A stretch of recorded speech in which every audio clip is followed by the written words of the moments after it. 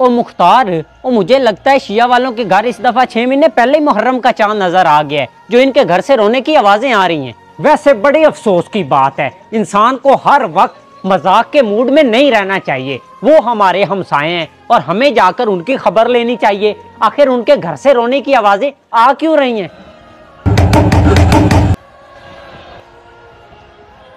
ओ चाचा फिरदौस, ओ खैरियत तो है? वो आपके घर से रोने की आवाजें क्यों आ रही हैं?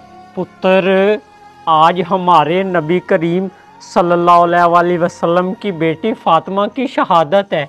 ओ चाचा वो तो ठीक है, लेकिन सब लोग रो क्यों रहे हैं? रोने की आवाज़ें इसलिए आ रही हैं कि जो लोग अपनी जिंदा बेटियों को दफन कर देते थे, मेरे नबी करीम सल्लल्लाहु अलैहि वसल्लम ने 40 साल तबलीग करके उन लोगों को मुसलमान किया, और उन मुसलमानों ने फातिमा को नाराज़ करके इस दुनिया से रुखसत कर दिया।